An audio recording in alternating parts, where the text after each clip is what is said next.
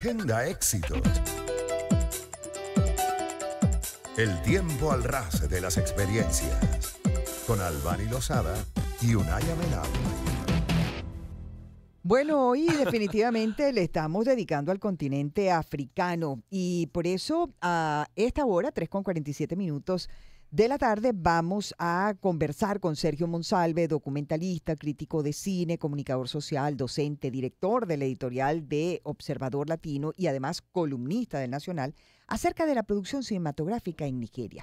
Porque esta es una industria considerada la segunda más grande del mundo. Le llaman Nollywood. Es así como se le conoce popularmente a esta industria cinematográfica que produce unas 2.500 películas al año Wow. y se ubica solo por detrás del productor más grande del mundo, que, como todos sabemos, es Hollywood. Precisamente para ahondar más acerca de este tema, le damos la bienvenida a Sergio Monsalve. Sergio, qué gusto saludarte y recibirte también en nombre de Unaya Menábar.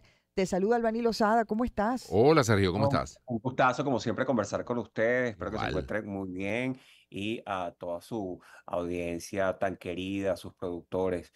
Sí, cómo no, los estaba escuchando y en efecto se trata de una de las principales productoras de cine en el mundo y que abastece a un mercado, primero doméstico, Ujú. que es muy pujante, y luego de la diáspora. De modo que es interesante porque cada vez que yo planteo el tema de Nollywood a los alumnos, a los panelistas, les hace Ujú. clic porque creo que las problemáticas que existen cinematográficamente en Nigeria son las mismas que nosotros tenemos en el país, salvando las distancias, Ujú. y podemos aprender lecciones de ellos. Pero es que producir 2.500 películas en un año son muchas películas. O sea, posiblemente Demasiadas, diría yo. Bollywood, también Bollywood, lo que es la producción de Sí, India, India. también Ujú. es igual de, no sé, de generosa, por decirlo de alguna manera. Está por encima Nigeria que India.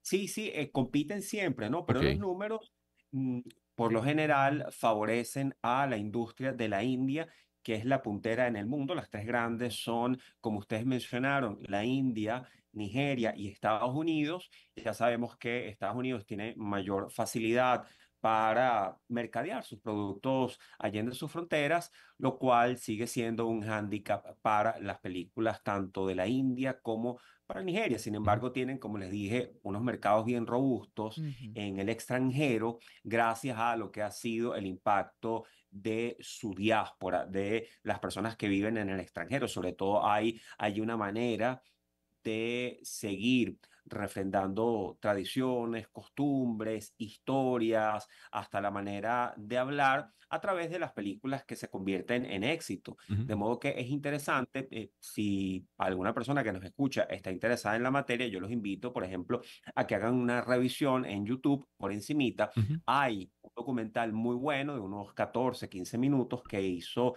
en conjunto la cadena HBO con Vice, hablando sobre el tema, y es muy interesante porque comienza siendo como el típico documental, así como falso, al estilo, seguramente recordamos de Borat, un Ujú. poco con ese plan de sarcasmo, y poco a poco el periodista va entendiendo la jugada importante y la seriedad que entraña hacer una película en Nigeria, al punto que se convierte en un figurante de varias películas. Y es muy interesante ver ese proceso que pasa al principio de esos antropólogos muy distanciados, Ujú. muy sarcásticos, contemporáneos, a entender, hacer el rapport como corresponde y entender la rigurosidad del trabajo y las singularidades de hacer una película en Hollywood.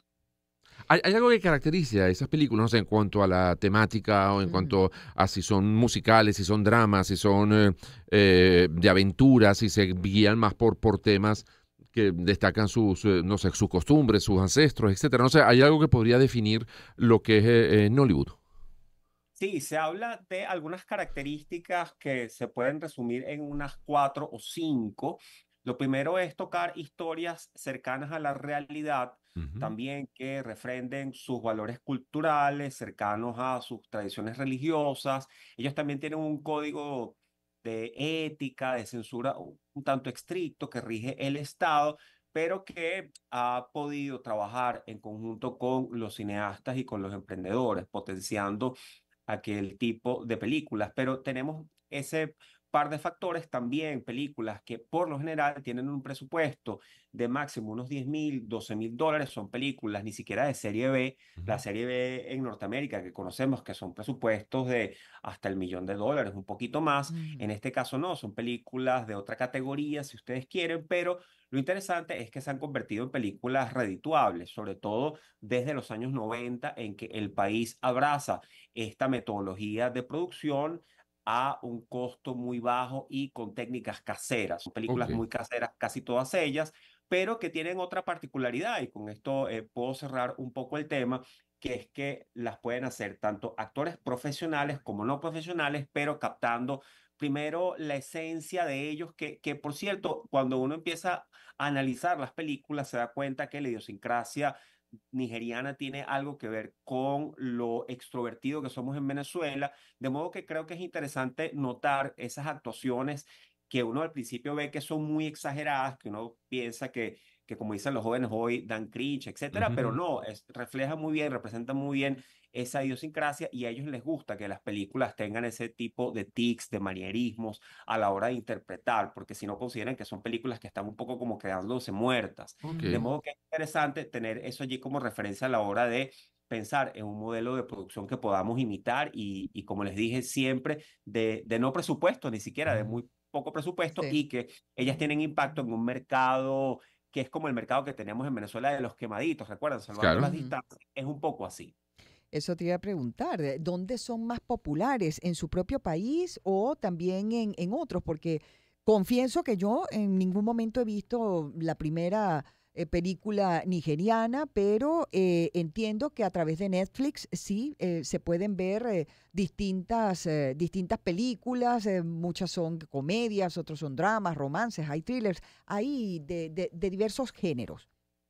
¿Cómo no? Sí, cuando uno se consigue con la oferta vastísima, tanto de Hollywood como del resto del continente africano, uno se da cuenta que es importante tomar en consideración aquellos continentes que tienen una cultura muy rica, muy Ujú. diversa en lo audiovisual, y uno empieza a intentar entrarle, ¿no? A lo que conseguimos nosotros primero en YouTube, como películas de ellos canónicas, Ujú. clásicas. También tenemos algunos portales que tienen contenido de Nollywood. Es el caso del que ha mencionado Albani. En Netflix se consiguen películas de Nollywood. Ujú. Hay películas famosas como La Libreta Negra que ustedes pueden disfrutar, que está disponible en la plataforma del servicio de streaming, lo mismo que otra película que se llama Lionheart, que son películas como un poquito más mainstream, si ustedes Ujú. quieren, pero que tocan los géneros. De modo que en Venezuela me parece que estamos en un proceso posiblemente de imitar aquello para ver si podemos otra vez reconectar con las audiencias. Ok. Creo que ese tema que ellos han validado muy bien y verificado, el tema de refrendar título a título, su manera de hablar, de corporizar las películas y de actuarlas con un estilo, creo que en Venezuela estamos por seguir apostando a ello.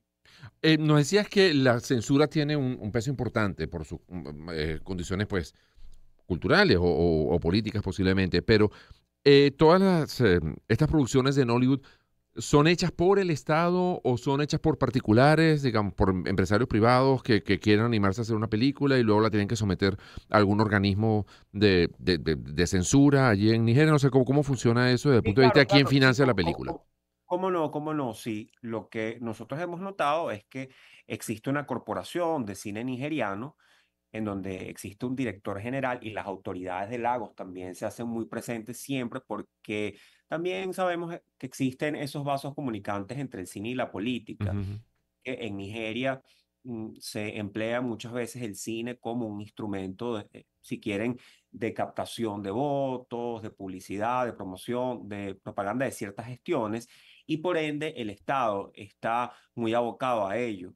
Y casi siempre intentando regular lo más que puede, pero lo que regula generalmente son temas que tienen que ver con el uso de ciertas palabras, con el uso, el manejo de algunos géneros que sean más explícitos, etcétera, y con temas de sexo también, Ujú. ¿no? Si ustedes quieren, temas relativos al erotismo, más que a la violencia, que la violencia en las películas de Nollywood es bien explícita. Entonces eso lo regulan, por supuesto, existe un ente correspondiente, pero también, como dice Unai, para cerrar, son producciones de corte independiente. Este es un fenómeno que viene más de abajo hacia arriba, es casi una vanguardia que empieza primero a ser promovida por los vendedores de aparatos en la calle que no tenían cómo mercadear, sobre todo los VHS, los equipos de VHS y los sets de televisión, y ellos como valor agregado siempre eh, ponían a la gente también a incluir en su combo una película grabada en el patio, ¿no? Grabada por ellos mismos como productores, y así es que surge el fenómeno orgánico en Hollywood. Después todos estos vendedores se convierten en productores y hoy en día es una industria muy, muy seria y muy bollante. Así es. Sergio, Oye, muchas Sergio, muchísimas gracias. gracias por habernos abierto un No, poco los ustedes, por ojos. favor, por la oportunidad como siempre, y espero como siempre escucharlos y que sigan allí aportando tanto para el periodismo en Venezuela. Muchísimas gracias. Gracias a ti, A ti, Sergio. Sergio. Sergio Monsalve, documentalista, crítico de cine, comunicador, docente, director de la editorial de Observador Latino y columnista de El Nacional.